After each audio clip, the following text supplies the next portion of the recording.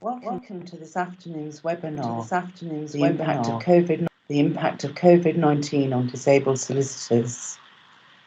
I'm just going to go. My name is Jane Burton. I'm chair of Lawyers with Disabilities Division. Just going to go through a few housekeeping things with you now. We encourage you to ask questions to our panelists. You can do this via the chat box to the right of the screen. You can also email questions to events@lawsociety.org.uk, and to turn on the closed captions, please click the CC button at the bottom right hand side of the video. Today's webinar, I will go through the agenda quickly. We're going to hear from the President of the Law Society of England and Wales, then Professor Debbie Foster and Dr. Natasha Hirst are going to present the research findings, which will be followed by a Q&A on the findings. Then Chris Seel, who's Diversity and Inclusion Advisor at the Law Society, will present the easy wins, next steps and future work, followed also by some Q&As. So it's my great pleasure to introduce to you the President of the Law Society of England and Wales, David Greene. Thank you very much, Jane, and good afternoon all.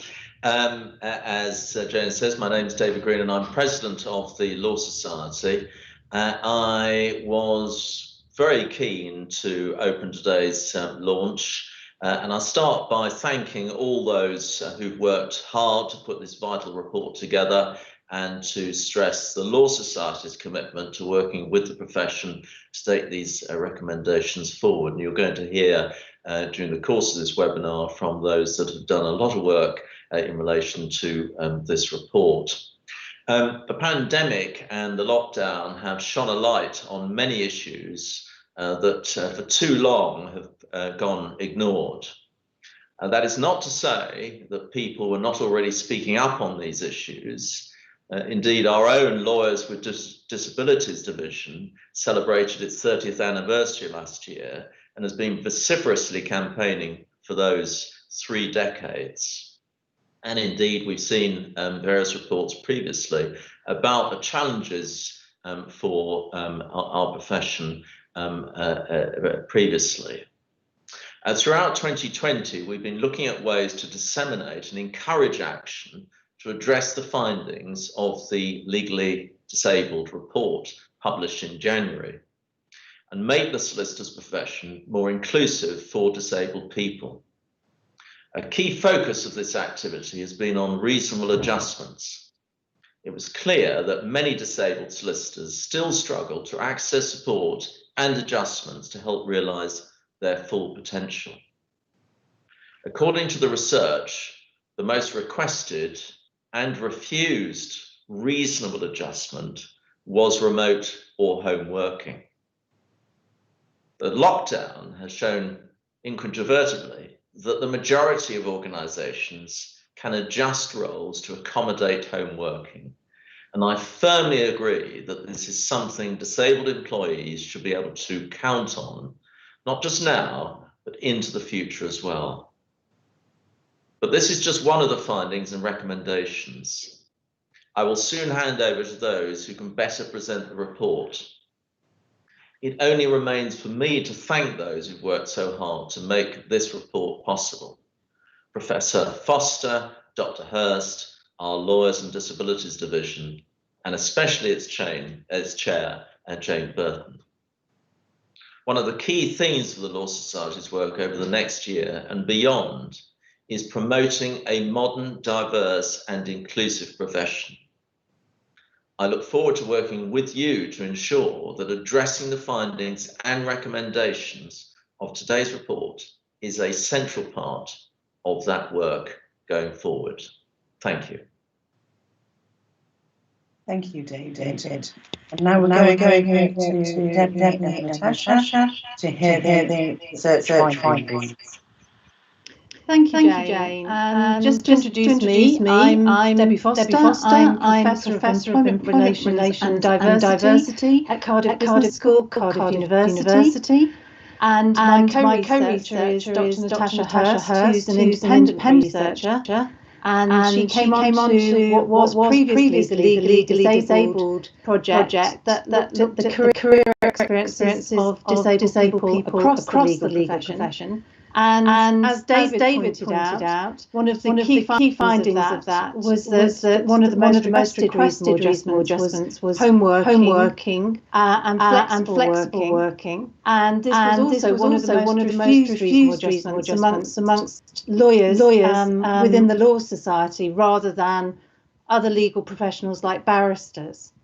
So when COVID-19 came about, we talked to the Law Society and discussed the fact that this was an ideal time to get some feeling during lockdown, that historic period of lockdown, and just coming out of lockdown, to see how home working had worked. But this was home working in a very specific historical context. Never before had everybody had to homework. And as a social scientist, I couldn't have really made up this experiment better, because homeworking was always seen as a second-class option previously, or something that only certain grades of employees could do, normally senior grades of employees could do.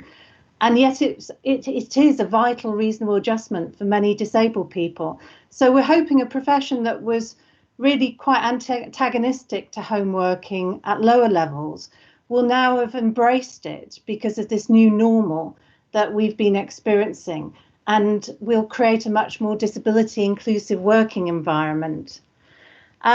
Many disabled people that we surveyed in this survey called this period of time a game changer or a great leveler, as everybody was learning to work online for the first time.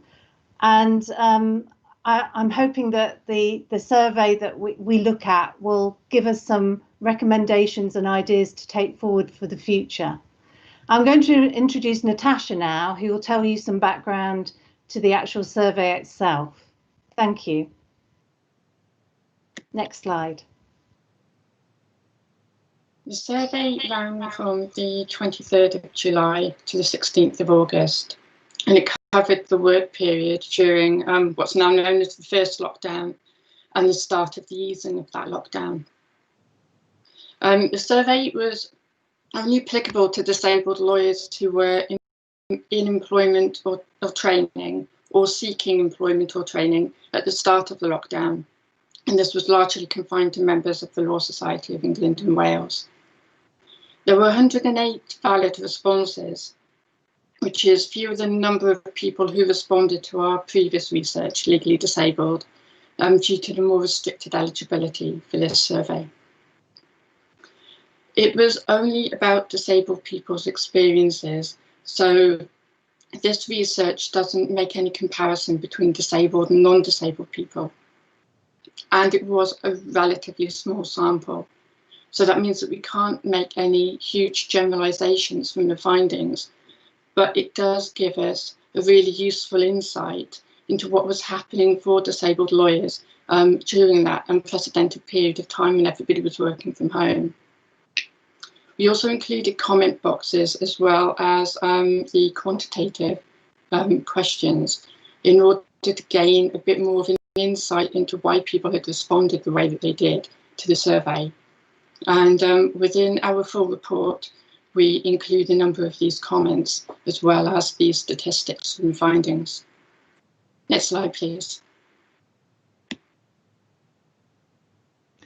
So we begin here by charting the impact of home working, both during COVID-19 on disabled people's physical and mental health, but also we wanted to know how that compared with people's experiences of home working before COVID-19 actually came about.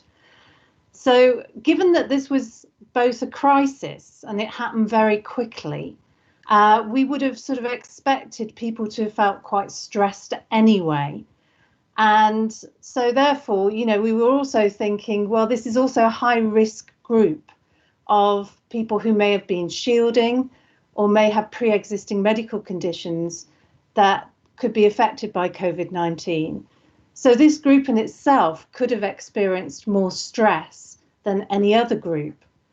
And I think what was interesting was that while we found that the majority of people welcomed home working as a new way of working, it had a really positive impact overall on their physical health. And it also had a positive impact on their mental health. There were some people who said that it didn't have a positive impact on their mental health. But if you look at the chart here, you'll see that the number that reported that are actually very similar to the number that reported it when they were working pre-COVID at home. So in terms of physical health, management of things like fatigue and pain were mentioned by people when they had the opportunity to mention this in a sort of open box reply. People also said that not having to commute to work, not having to carry things, heavy bags and documents to court and things like that were advantages of home working. In terms of mental health, some people said that their mental health had improved because they felt they had more control over their work, and they felt that they were in some ways more into because there were social events online, coffee events online, mentoring events that were organised. Quite a lot of firms, large firms, organised these events in a good way that felt more inclusive. So there were also people who did report feeling isolated and lonely at home. And I think we have to take into account that it's really very dependent on your circumstances. If you live in a household that has a lot of children running around or a multi-occupancy household, it's likely that your experience of homework is going to be less positive than someone who's living in a household where there's a lot of space and dedicated places to work. So I know there were a lot of reports on social media and in the press during the lockdown saying that although on the one hand COVID-19 is a great leveller, on the other hand it's also a way of amplifying social differences in society between people who have space and good environments to work in and people who don't. Many things like networking were much more accessible, and in our legally disabled report, networking was one of those areas that disabled people said they found that they couldn't access when it was physical, simply because going to networking events after work, long hours, the physicality of having to stand and talk to people was often cited as obstacles for disabled people. And I think that whole environment became much more accessible online. Next slide, please. This chart relates to the time period that was covered by lockdown only and looks at the changes in working arrangements. 75% of the respondents said that they were working from home, which doesn't really come as any surprise. Only one individual who responded was actually working outside of the home environment during lockdown. 7% of those who selected other here were mostly made up of individuals who were who'd been dismissed due to disability-related reasons, and then 2% who'd also been made redundant. And so we can see here that there was quite a mix of those who were on reduced hours, reduced pay, with about 1/5 working longer hours. And it's a little bit hard to really interpret what the data is telling us here without doing follow-up interviews with people. But some comments did suggest that increased hours had arisen because they were covering for work that would have been undertaken by colleagues who were on furlough. Only 2 individuals had their role adapted due to disability-related reasons. And we thought this was really quite low. And there could be 2 reasons for that, which we can only really speculate about. So one could be that the roles weren't adapted because it wasn't needed, and people were able to fulfill all the tasks involved with their job at home, as well as they could do in the office. The other possibility is that employers just didn't consider that disabled lawyers might need to have their role adapted because they were working from home. and individuals themselves didn't realise that this could have been an option for them. We were interested in knowing if disabled people would offer themselves for furlough or if they were selected for furlough, but actually very few who responded to our survey were in that situation. We asked people what they expected to happen to their working arrangements over the next 12 months. The majority expected their employer to move to a mix of home working and office working, which is fairly unsurprising. But most people were very uncertain about what was actually going to happen in their workplace in the longer term, and that was certainly a cause of stress. Next slide, please.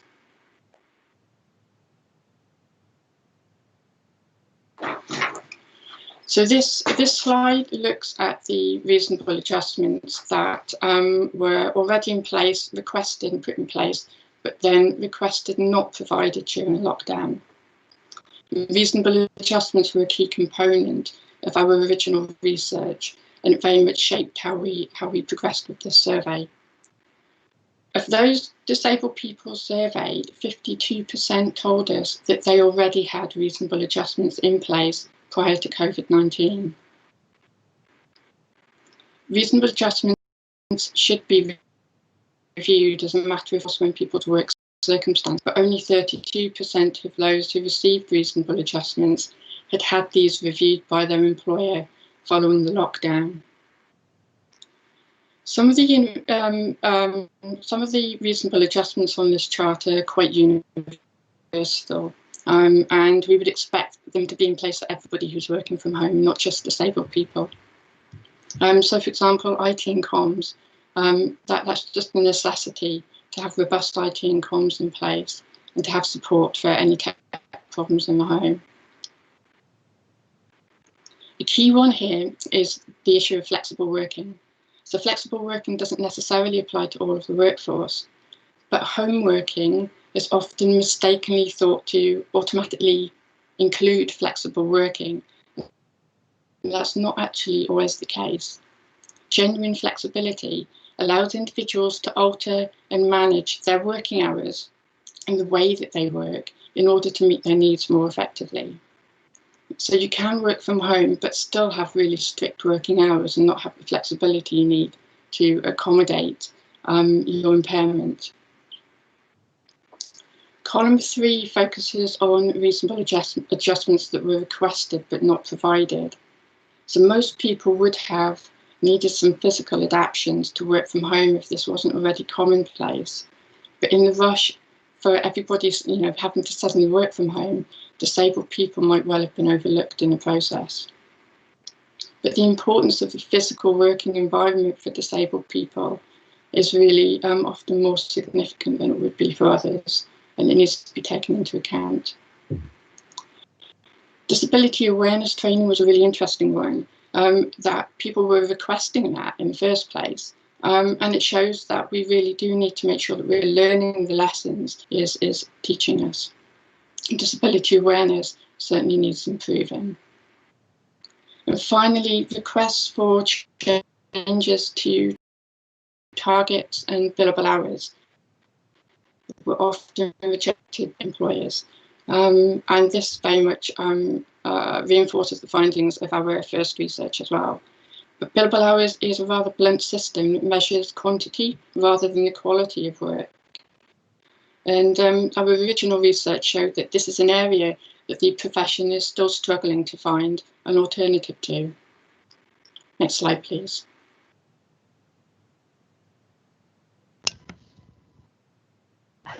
Thanks.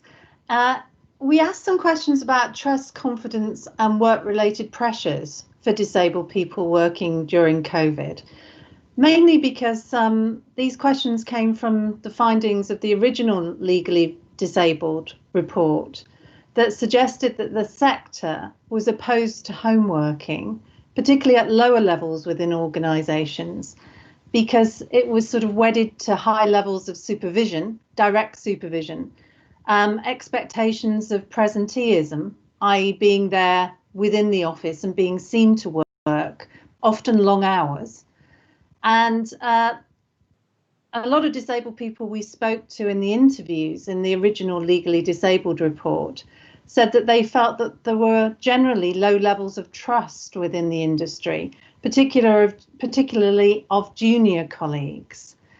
And so it was an important question to ask, particularly about trust. And if you see the findings here on trust, it's quite apparent that people felt that the level of trust, period of lockdown and just coming out of lockdown the first time round, was really high. So we've got just over 80% of people reporting that they feel much more trusted than they did previously. I mean, when we did interviews with Legally Disabled, there were some pretty awful comments made by some people of their experiences of being watched. Somebody was actually filmed at work, which is horrific to think of, because it was assumed that they couldn't do the work because they were a disabled person. Workplace surveillance, as we know, has a lot of employers believing that if they allow people to home work, then productivity will drop. And that's something Natasha's going to look at in a minute. But in terms of autonomy as well, although autonomy wasn't felt quite as high as trust, there was a feeling that over half of the people reported that they had more autonomy working from home.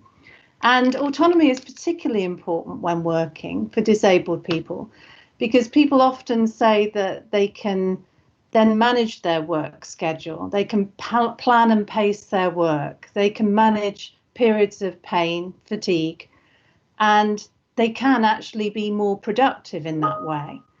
And therefore, you know, those feelings of work overload as well could be avoided. The feelings that you might have in an office where you're being observed all the time and heavily supervised.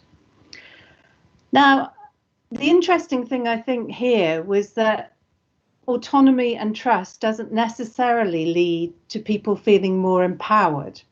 And that was a bit of a conundrum for us. And why did people not feel as confident and as empowered as they did trusted?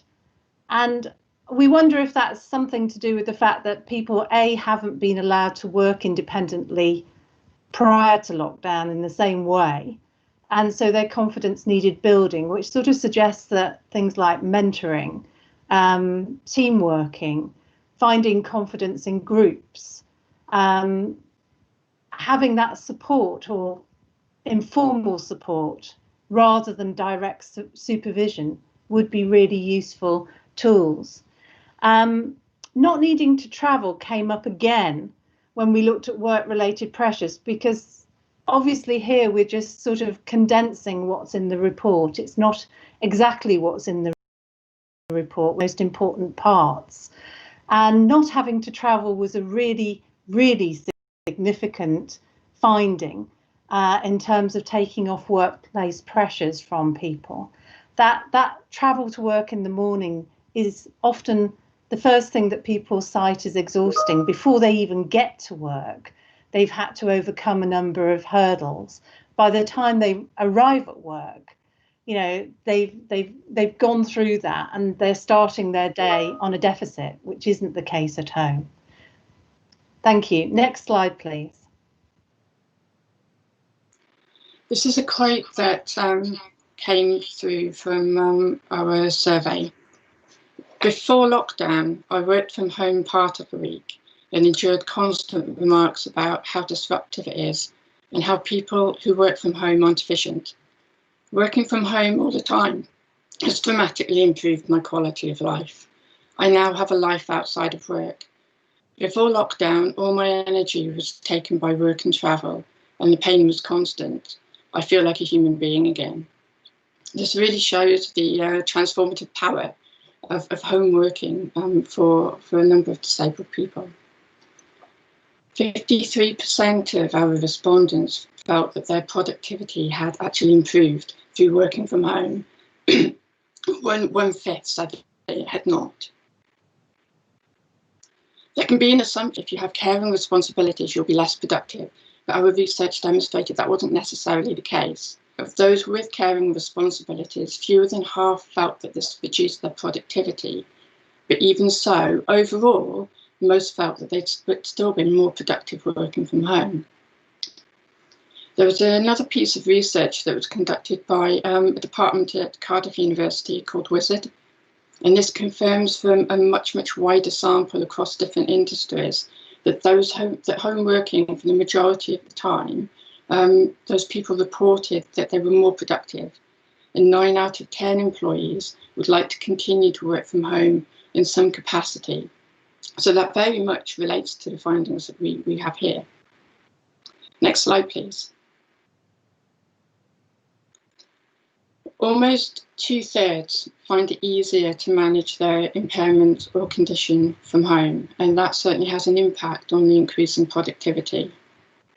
70% say that they would prefer to continue working from home in the longer term. But the comments that we received on the report added some nuance here. So what people were actually saying was that they wanted flexibility over how they split their time between home working and in the office.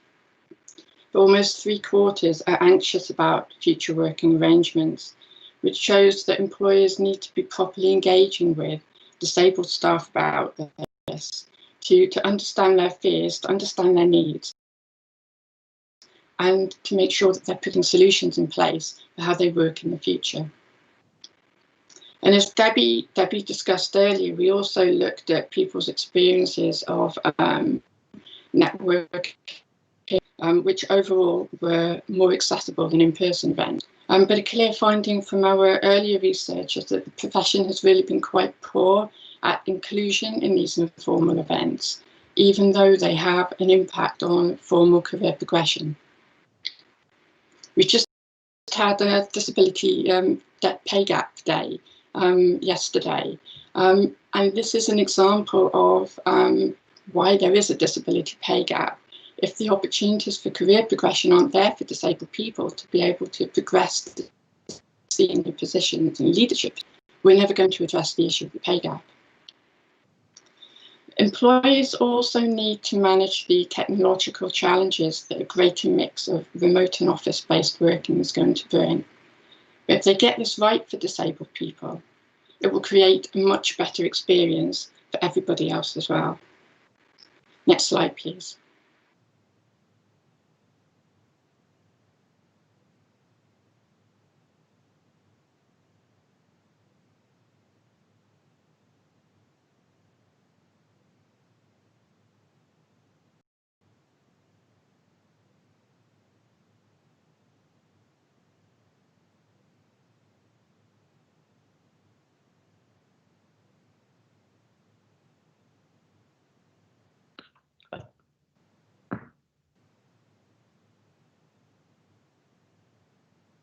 I think you're on mute, Debbie.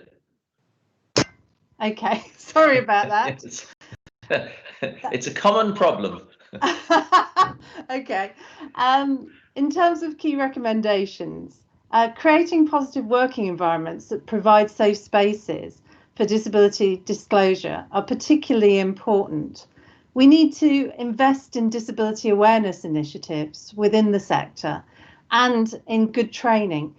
I mean, there are common sort of impairment types that people keep saying to us, things like, well, how do I know how to react in a certain way?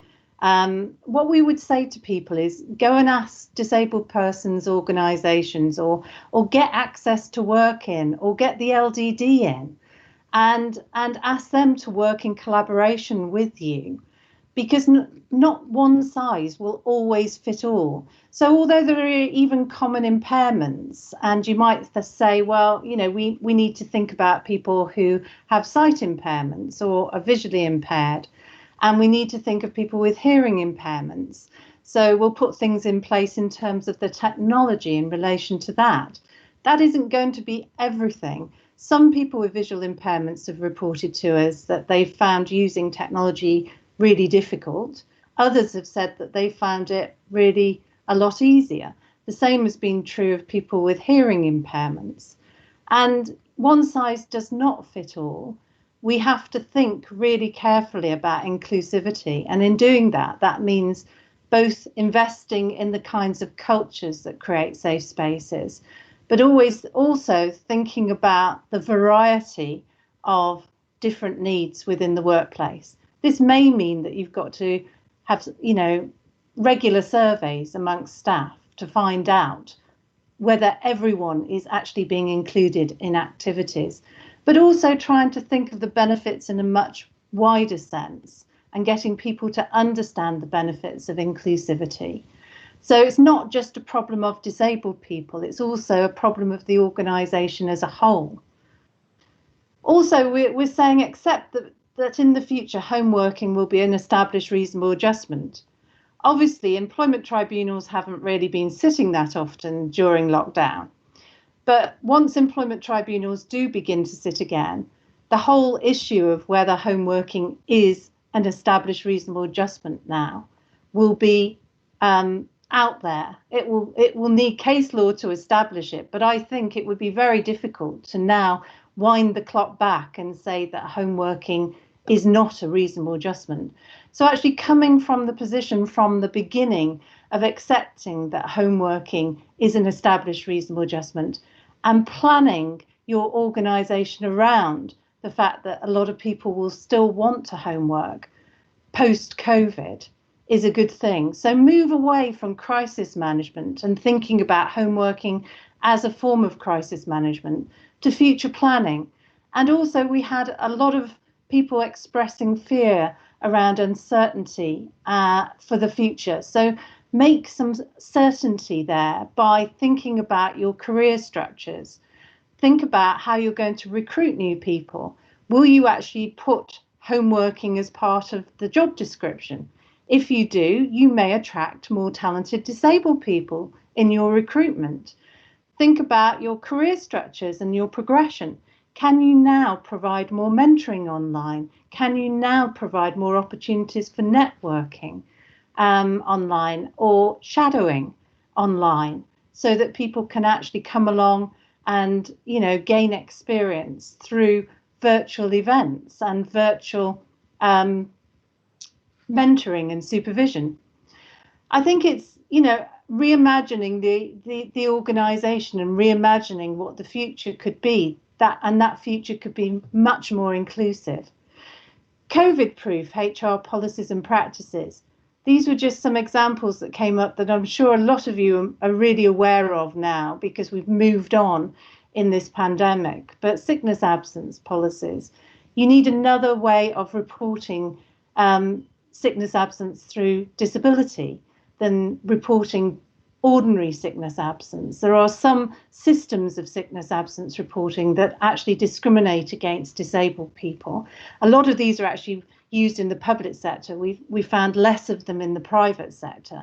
But there should be a separate reporting procedure for sickness absence due to disability and sickness absence due to COVID-related illness. There's also furloughing, redundancy. Are your furloughing and redundancy policies discriminatory in any way? It would not be sufficient, I think we can assume, to say that if you were unable to make a reasonable adjustment because you couldn't be bothered rather than through genuine cost reasons, that you decided to furlough or make redundant those disabled staff within your workforce. Recruitment and selection. I think we found that we had some feedback on people's experiences of recruitment and selection during COVID. And again, it wasn't particularly positive. We'd hoped it might be more positive because some things had actually been removed from the recruitment and selection process in terms of barriers that we'd identified previously. So things like travelling and accessing buildings obviously had been a barrier that had been removed from previous experiences. But still we found that in recruitment and selection, recruitment agencies were still not being helpful to disabled people, that recruitment was being carried out online, but if anyone had accessibility problems, and these were often not thought about in advance and they were excluded from processes. So it's about reviewing not only your own internal recruitment, but also thinking about a finding that we highlighted very strongly in Legally Disabled, which was if you're contracting out recruitment, you really do need to work very hard with recruitment agencies and co-produce ways of making recruitment and selection as accessible and unbiased as possible. Supervision and reward management. We've touched on this as we've gone along, but supervision in the past, there was a lot of physical supervision, but is supervision being overdone? Are people having to sign in all the time? Are they having to report all the time? Is that actually undermining confidence? Think about ways of actually boosting people's confidence and providing appropriate support rather than undermining confidence. Reward management and promotions. Are there real opportunities here for looking at your promotions criteria? Before, we interviewed people during Legally Disabled who said, well, the problem I face is I can't actually get promoted any higher. I can't get to a partner level because I have to prove that I've been attending this many events or I've been bringing in this much business by networking with clients. Well, networking, we found, was actually something that was positive during the pandemic for disabled people. So many disabled people have felt excluded in the past, and networking suddenly became accessible. Are there ways in which you need to look at that promotion criteria and say, you know, we need to adapt to a post-COVID environment? There are people now contributing in different ways. Next slide, please. Continue to invest and develop. Well, we've come up with this term. We came up with a term when we were doing the Legally Disabled original report, which was misplaced paternalism, which I'll come on to in a minute. But in this report, we came up with something called accessible citizenship, because it summed up a lot of the positive experiences that disabled people in the profession conveyed to us. They said for the first time they'd actually been able to join in. They'd been able to join in all meetings. They'd been able to join in the social events, both the informal and the formal events of networking. And I mean, if you think about it, quite a lot of what we do on a day-to-day basis includes something that you could term citizenship. I know as a disabled person myself, working in a profession, I often got commented that I couldn't turn up to things, or I didn't turn up to things. Well, often it was because these were the days that I was on site. There were other days that I wasn't on site when certain events were being held. Often I was thinking that I was just trying to get my core work done, rather than doing additional citizenship activities, which might have meant, in my context, working in a university, it might have meant turning up to open days, talking to students' parents, things like that. Those sorts of things I often missed out on, either because I wasn't always present, because I did do some homeworking, or I was just simply exhausted at the end of the day doing the core activities of the job that I needed to do. So there were real opportunities that were opened up to disabled people, we found, of being engaged with citizenship activities within organisations.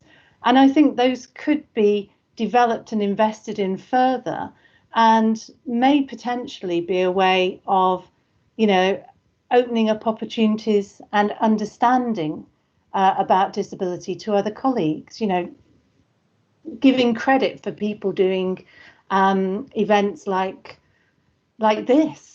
You know, a lot of people in the LDD are holding events within their organisations around the original findings of Legally Disabled.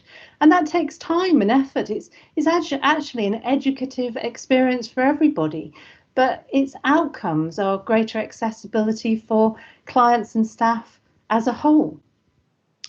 Technology, invest in your tools and develop expertise to understand both common but also individual impairment adjustments that may be required.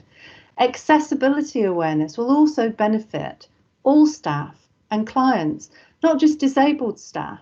I'm thinking here about, you know, age is an issue when it comes to technology amongst both clients and staff. I'm a bit of a technophobe myself. I get panicked about using technology. I still do, even though I've been doing these presentations over the summer as well. And, you know, it's understanding those needs and investing in them at this stage. Choice and the suitability of working location for disabled people is also important. What we found was that a lot of people said, I love working from home, but do I want to do this forever? I don't want to miss out on those opportunities that other people might have if they're present in the office. And I think that brings up another thing about what I was saying a minute ago, misplaced paternalism. If disabled people end up being ghettoized or excluded because they're working at home, and we return to a hybrid form of both office and home working, could we end up making assumptions that they don't want to be part of what's going on in the office? Could they miss out on opportunities because they're being filtered to office workers rather than home workers? What we don't want to do is create a two-tier labour force at the end of this. We really need to have an integrated model of hybrid working. It's really important to make that work. Next slide, please. Another really important issue is ring fencing resources during times when businesses are finding it tough. Devolved budgets can come under pressure. There's some academic research that shows in large organisations where budgets are devolved to local managers, they often look around when it comes to cost savings and say, well, what could I easily save on? And it might be reasonable adjustments. Now, I must stress that reasonable adjustments, on the whole, most people's reasonable adjustments are actually relatively inexpensive. And there are organisations like Access to Work who can help if you are an organisation that doesn't have a lot of extra funds for reasonable adjustments. Organising your resources centrally for reasonable adjustments is really important. They must be viewed as a strategic investment in your staff, not as a potential way of going about cost cutting. And I think if localised decisions are being made about cost cutting, disabled people can feel under pressure. So finally, I mean, the whole purpose of the report was to ask people to reimagine their organisations. But we want to ask people to also reimagine their organisations and their job design in co-production with disabled people in their organisations. Now, all these key recommendations kind of interrelate with each other, because if you can't get disabled people to self-identify and disclose as disabled, you can't co-produce your solutions with them. So one actually precedes the other. If we're going to make this hybrid structure of remote and office working inclusive, we also need really inclusive communications. This means learning, all of us learning, not just the IT department learning, but all of us learning about being inclusive, thinking about, you know, the needs of different groups when we organise a meeting like this. So communications, but the participation of disabled people in developing those communications are essential. Disabled people in the past have always had to try and slot into the ableist workplace. We now have the opportunity to develop an accessible workplace. That accessible workplace may be a hybrid workplace, but this is a really exciting opportunity for us. And we're going to run some round tables after this, which will be much more participative, because obviously this research is just dealing with lockdown and the period just after lockdown. We've come on from there and we're now going back into lockdown. I'm in Wales and we're already in lockdown, and you in England will be going back into lockdown. But, you know, I think it's an evolving situation where we're all learning, and we really, really want you to come and participate and tell us about your experiences at the round tables. We won't just be talking at you as we are today in presenting the findings. We want much more interaction, so please join us then. Thank you very much for listening to our findings and recommendations. I'm going to pass back to Jane now. Thank you very much to both Debbie and Natasha. That's a really amazing things for us to think about. There's a lot to think about added to the legally disabled findings. So we're now going to go on to the question and answers on the findings. And I think we have a question that's come in that Chris is going to read out. Yes, thanks for the question. It's come in by email, and just a reminder that people can put questions into the chat on YouTube or email the events email address that you were given at the start. This question is there a risk that the positive impact of home working eclipses the issue of part-time and flexible working? The need for that has surely never been greater. Any thoughts on that, Debbie or Natasha? I'll let Natasha, because she was talking about flexible working. Sorry, Chris, would you mind actually putting that in the chat box for me? If Debbie can start off. Okay. I didn't hear all the question. Yeah. Okay, yeah. Okay. Yes, there could be, but I can see where you're coming from there, because part-time working was something that a lot of disabled people identified when we interviewed them for legally disabled as something that was really difficult to obtain within the profession, particularly part-time training contracts. And I know there was a real need there for part-time training contracts. I think the point I was passing over to Natasha was on flexible working, because she did mention that home working was not necessarily the same as flexible working. And I agree with that, in that just changing the location of where you work doesn't mean that you have much more control over the work that you're doing or the way that it is done. And genuine flexible working would enable you to have much more control over the way that it's done. And as a disabled person with a fatigue problem, I do know myself that pacing and planning work is a crucial part of me getting my job done and being productive. And I think it's very easy to combine just home working with flexible working and make the assumption that the two follow. Would you like to add something, Natasha?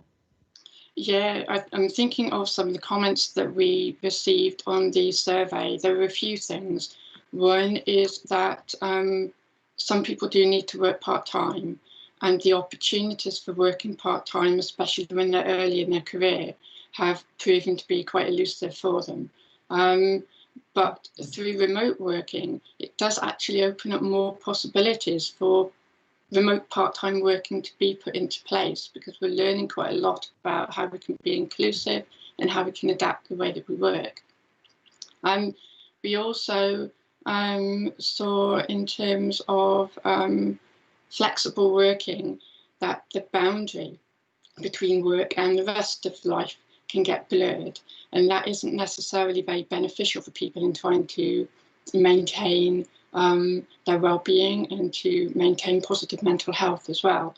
So that is something else that really does need to be monitored in workplaces, to make sure that employees have the support they need to manage their work effectively at home, but also to look after their mental health and to make sure that work isn't leaching to other areas of life that is then detrimental to people. Great, thank you both. Jane, we've got another question? Yes, we've got a question that's come in. It has been an arduous struggle for some disabled students to secure a 2-year training contract after completing the LLB, LPC and professional skills course. What chance do you think they have now, due to the current pandemic, in securing a training contract? And there's an add-on to this. Is there any possibility of having a handful of firms, solicitors, dedicated to assist disabled applicants in order to get them qualified? That's an interesting question. I actually think, Chris, because you're from the Law Society, have you got some comments on that?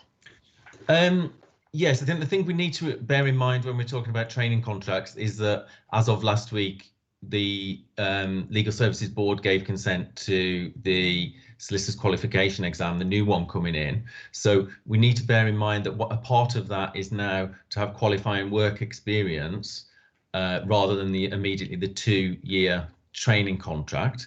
With that in mind, at least in the transition period, a lot of the principles and a lot of the thinking is likely to remain similar. And what we're encouraging firms and organisations to do is to reserve places for disabled people on their work experience and on their training and qualifying work experience, because the current position is so bad and so not inclusive that it justifies that kind of action. And so we are working with firms to flush out some of the issues that people might have against doing things like that and provide them with answers. Another thing is part-time training contracts and part-time training. That is allowed by the Solicitors Regulation Authority, but very few private firms, sometimes in public sector they do, but very few private firms actually run them.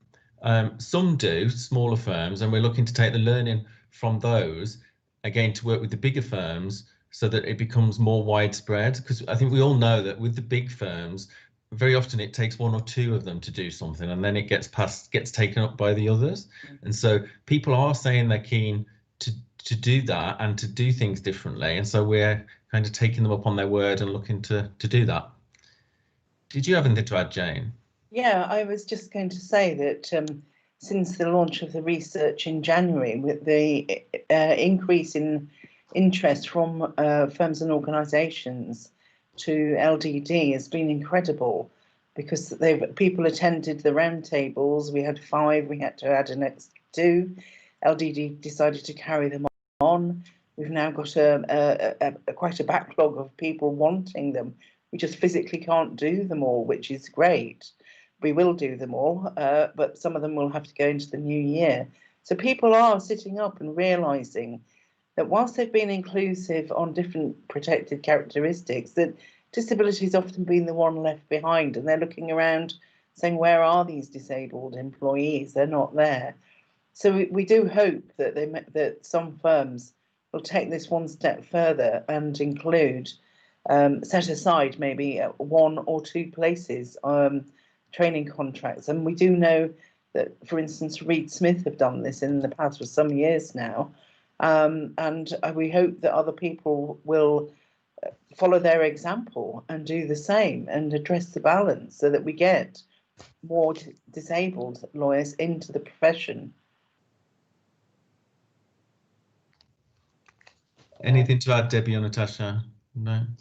No, only that, you know, we suggested in Legally Disabled that there were reserved places, particularly on work experience and training contracts, was because the situation is so dire that, you know, not to reserve them at the beginning and then integrate them later on, which is what Reed Smith did, would mean that we could be waiting another 50 to 100 years to get any sort of parity within the profession. If you look at the progress of women, which is much better now, but it's taken so long, you know, to get this far. Disabled people are starting from a much more disadvantaged starting point as well. Right. Another question's come into the chat box, so thank you for that. Could you give some more examples of opportunities for networking and citizenship that disabled lawyers have enjoyed under lockdown that could carry over into the world post-pandemic? Yeah, there were quite a lot of examples that were given to us in the additional text on the survey of people feeling that they had participated. In fact, do you know, I've just realised that we missed out the final quote, didn't we, on the slideshow, which did show exactly what I'm trying to say here. I don't know if there's any way of going back to that, is there? Helen? I don't know if Helen's there. There was a final quote on the slideshow. Yeah, this was a lovely quote that we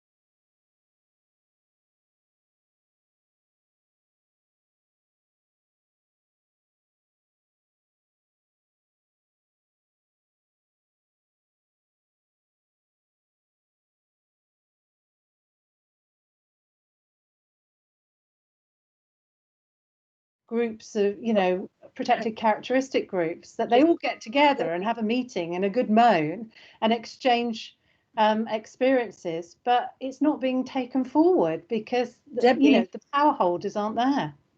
Yeah. I think we've lost your sound, I'm afraid, Debbie. Oh, okay.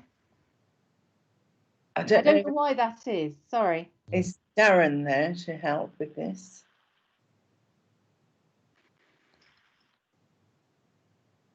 Oh, can you? Yes, I can. I'm just getting some messages through that they've lost the sound on YouTube. Oh. Sorry.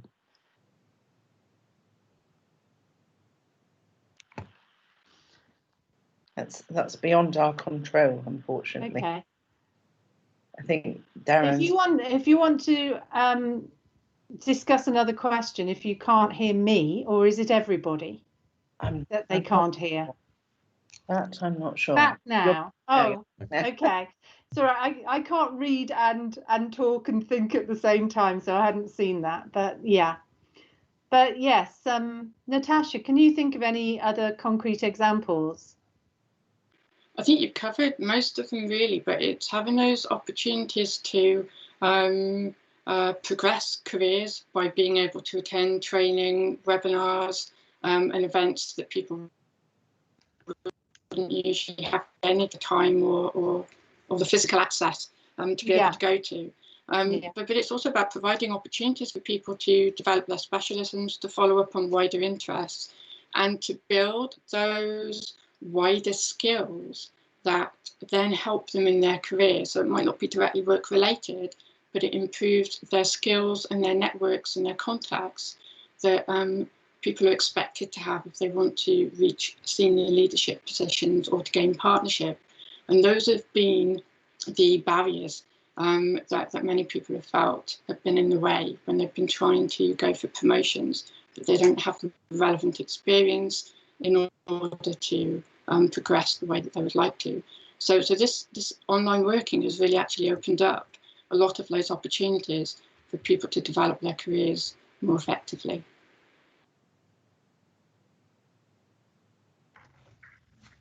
I wondered, we've got a question in, do you think that there has been a positive impact from this on recruitment agencies? Because in your first research, you found that recruitment agencies were a problem. Do we know if there's been a positive impact at all on recruitment? Shall I come in on that, Debbie? Yeah.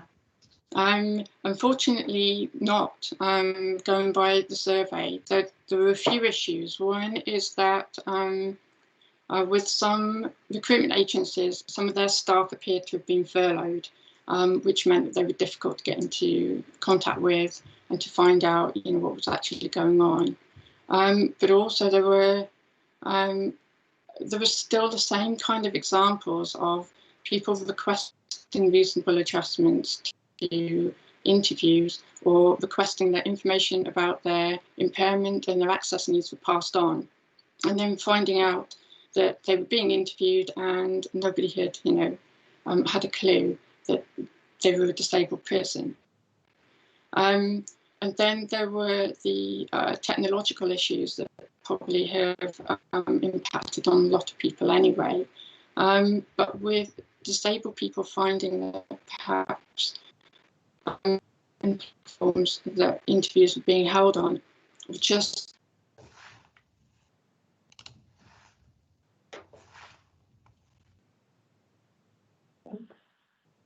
Has Natasha been asked to get face to face. Okay. On my back, sorry. Sorry, you froze for me then. So one person who was asked to go to a face-to-face interview during lockdown, the first lockdown, and was incredibly concerned about this, about the idea of having to go and sit in a room with a bunch of strangers for a full day of assessments and tasks. But she needed the job, so she felt that she had absolutely no choice but to go. So unfortunately, there's still a lot more that needs to be done to put pressure on recruitment agencies to improve how they work with disabled people. We had one example of a recruitment agency that had been really supportive, really on the ball, and had helped somebody to write their application form in a way that showed their disability as a positive. And we need to see more of that. But there was only one positive example. Great, thanks, Natasha. One of the things I was going to highlight was we've seen at least a couple of law firms changing their approach with legal recruiters already following your first research, and that's what we want. We want to see more of that, as you say. Another question that's come into the chat. Do you think the use of technology, such as speech recognition, has helped soften the impact of COVID-19 on disabled solicitors? If so, how do you think it can help the legal sector in the years ahead in conjunction with assistive solutions overall, especially for younger professionals who are now tech savvy?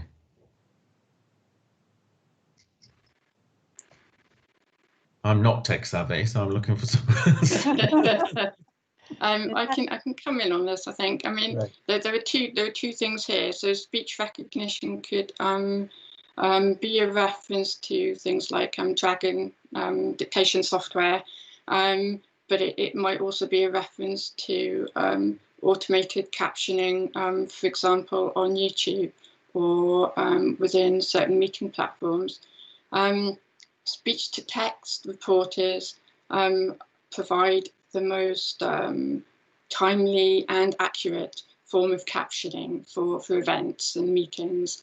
But in the wider sense of using technology in the workplace, I think for disabled solicitors, getting access to work support and expertise is a really useful way of finding out about the whole different range of assistive technologies that do exist for people, but also providing opportunities within an organisation to retain that knowledge and to share that knowledge, I think is really important, because you might have one disabled person who benefits from assistive tech or developments in software, such as speech recognition. But those, as this question points out, can actually benefit the wider workforce. So it's how do you take the lessons that you learn from working with one person who has access needs and then translating that into just more inclusive working practices that can benefit more people in the workplace. And there will be people in organisations who are disabled, who have access requirements, who might not have declared that, so the employer is not aware of it. If you create a more inclusive workplace, then you are automatically scooping up all those people who might actually need a bit more support, but haven't had the confidence to ask for it. Okay. I think it's go on to the easy wins, the next steps and future work. Great, thanks, Jane, because I can pick up some of the comments that have gone into the chat box. Yes. In that, because they're very on point. Mm-hmm. So what came out of the first research and the first roundtables that we carried out was some easy wins, where we were providing very easy steps that firms and organisations could do to address some of the findings that Debbie and Natasha had highlighted. We've been refining that easy wins document. We've taken on board comments to split it into larger organisations and smaller organisations, and we're looking to launch that on the 22nd of November now to tie in with the start of Disability History Month. That will pull out and develop some of the ideas on what you can be doing at your places of work, and not surprisingly, reasonable adjustments will be at the forefront of that. The research that comes out now on COVID helps validate some of the stuff that we'd already heard in the first research. We'll be signposting for organisations. We'll be reminding them that they have got access to work, because still it's not widely known. It's getting better thanks to Debbie and Natasha, but it's still not greatly known in the legal profession. So we'll be pushing that. We'll also be help formulate some standard wording for reasonable adjustments policies, some examples of what reasonable adjustments have been adopted in legal organisations, so they could be adopted in other organisations. We'll be doing the same with passporting for people who move around within firms and organisations, and also on leave policy, which Debbie highlighted earlier. We're looking to formulate some standard drafting, which at least has a starting point for people to use and then adapt for their own purposes. Picking up on one of the comments in the chat box about sharing best practice and best in class, that's exactly what we're looking to do. Unfortunately, there's not enough best in class for us, but we do have some examples, like Jane has highlighted Reed Smith. We've also had mention of some part-time training contract work, but we're looking to expand that and show people that it's not too hard, they can do it, other people are doing it. So that's what we see our role as. One of the key things that for the whole D&I team is on culture, because that is coming out as an issue for all diversity strands. We all know that it would be better if disabled people came out, but the cultures within workplaces is not such to encourage them to do so.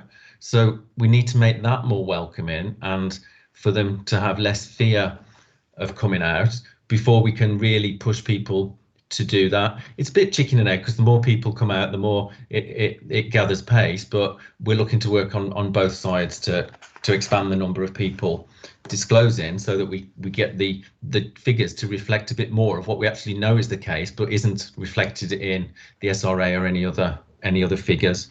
I flagged the work we've already done on recruitment. We're also looking to do stuff on work experience and supervision to bring in how it's worked online as well as in practice.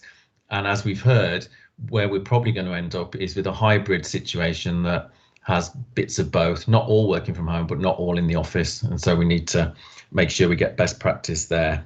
Then beyond, we're looking at doing more work on mentoring, more on work experience, potentially carrying on with our work experience program. We're looking at that. So that's a bit more long term. We're looking in the next 3 years, we'll basically be addressing the findings of this research and the original research, because it's provided a great focus for our work and some validation for what we knew was the case, but we've now got the data to show. Now, immediately, for those of you who are champing at the bit to get further involved, as Debbie said, on the 17th and the 26th of November, we have 2 roundtables. We'll put on more if there's more of you wanting to do them, but there's 2 for the moment to delve a bit deeper in the findings that we've been hearing of today. It's not a carbon copy of this session, so I'd encourage you to participate in it. Sometimes we've heard today, we don't know what this means because it doesn't come out in a survey. Well, it's a great way, a round table, to probe it a bit more and to try and get to the bottom of it, and that's what we want to do. We also, as we all know, it's changing on a daily / weekly basis, and so we want to capture what people have experiences has been since we did this survey over summer and how it's looking now, so that we can address future lockdowns and future working practices as much as the wider working practices like reasonable adjustments. Coming out of those roundtables, we might have more stuff that we want to address and build into our work, but we don't know until we've had them. I've mentioned Disability History Month. As Jane said, it is already so noticeable that we've got lots more interest in Disability History Month this year. And Debbie and Natasha deserve all our thanks for that, because firms and organisations are looking at legally disabled and wanting to address it and wanting to engage with us. So a bit careful what we wish for, because as Jane says, we've been overwhelmed a bit with people wanting us to go and do round tables, but we're very happy to be dealing with it, with that side of the problem. So on the 3rd of December, we'll be marking International Day of Persons with Disabilities with a more social get to know the committee, get to know the division, get to know the Law Society, a quiz with some disability themed questions, but also some Q&A so you can find out more from us and the committee what we're doing, and we can find out from you what you want us to do, because all of this work is very much a two-way process. That's the whole purpose of research, but then we still want to carry on working with you and engaging with you. We've got various articles coming out. We've got one on allies, we've got reminders on legal requirements, we've got one on neurodiversity because we're looking to focus on that. I've noted down a new one, thanks to the person who put in the comment box, that disabled people's coping mechanisms could be a great help for other people, and so we can take that learning and spread it out to others. So be very glad to explore that a bit more, because that's very, very topical and completely right. What else have we got? We've got We're still working with Lord Shinquin, who's from the House of Lords and disability inclusion campaigner. He's pulling together some more guidance on inclusion in the legal profession. That's due out in spring. He's been working with us and with Legally Disabled so that we're all joined up on this to keep the momentum going. Anyone wants to do any more LDD roundtables, then we're always open to those. And we're continuing to speak to various universities and education establishments because they've got a lot of interest in how to prepare students for the legal profession. So the committee's been engaging with them a lot. So we've got lots on, but we've always got space for more. And I've realised, not being tech savvy, I've forgotten the Insta Live, which will be going out in December as well, where we'll be able to have two-way process between a couple of members of the committee and the audience. So watch out for that to sign up to. The slide there is highlighting how you do find out about these things. Always feel free to email lawyerswithdisabilities@lawsociety.org.uk and we'll pick that up and deal with it. Also Twitter, LawSocDI, LinkedIn, Law Society Disabilities Division, as on Facebook as well. And go on My Law Society to sign up to show an interest in the LDD or any other D&I areas. And then you'll get our monthly newsletter and any other communications from us. So that was just a quick canter through what we've got coming up and how we're looking to address the findings. If there's any, are there any more questions coming out of what I've just said, or has it triggered any more thoughts on what we could be doing? Because we're very much in listening mode. One thing that I did think to add was that Access to Work can actually provide equipment for you at home. So if you're working from home and finding it difficult because you don't have the correct office chair, I know that when I had equipment from Access to Work, they provided me with the same chair for home, because they said, do you work at home? And yes, and they provided a chair that was suitable for me and other equipment too. So that's what's worth bearing in mind. Although I think it'd be more a question of delivering if you're shielding, but it's worth noting also for employers that, you know, if your staff need different equipment or the equipment that they had in the office, that's a way of getting it. And okay. Right, thanks, Jane. And the other thing I should have mentioned was if you are running your own events, and you can contact us to get involved with those, but you can also get in touch with us so that we can advertise them. If they're open to everyone, we can put them in our newsletter and we can put them on our social media. Mm-hmm. So feel free to contact us. Yes. I don't know if there are any more questions coming through. I think there was one that was in the context of learning disabilities and or autism, but I think it would apply to other areas as well. One of our biggest challenges working with people with learning disabilities and or autism is challenging misconceptions about disability. How do we overcome this? Should disability awareness training be more important to businesses? Should we be pushing that, do we think? Well, I personally think that that's something that that needs to go out. And again, Access to Work can pay for disability awareness training within your firm or organisation for that particular person. So it not only covers equipment, it can help with awareness training. And I know people have fed back that it's really helped them when they've had disability awareness training for their colleagues and their line managers, so that they can understand what their needs are. Their needs are often very simple. People have a lot to offer with just the quite small reasonable adjustments that often cost very little, if anything at all. Yeah. I don't know. Yeah. The other thing about disability awareness training is that it's for everybody. It shouldn't just be focused on disabled people per se. We need all kinds of staff within the organisation to anticipate reasonable adjustments, whether that's just really, really every day, So when you're sending out details of a job interview or a recruitment process. It should just be integral to that process. People should think about it in the same way as they think about special diets when they ask people to attend an event with food. You know, there's not many people these days who put on an event that actually had food included as part of the event without asking whether people have allergies or special requirements for their diet or dietary requirements.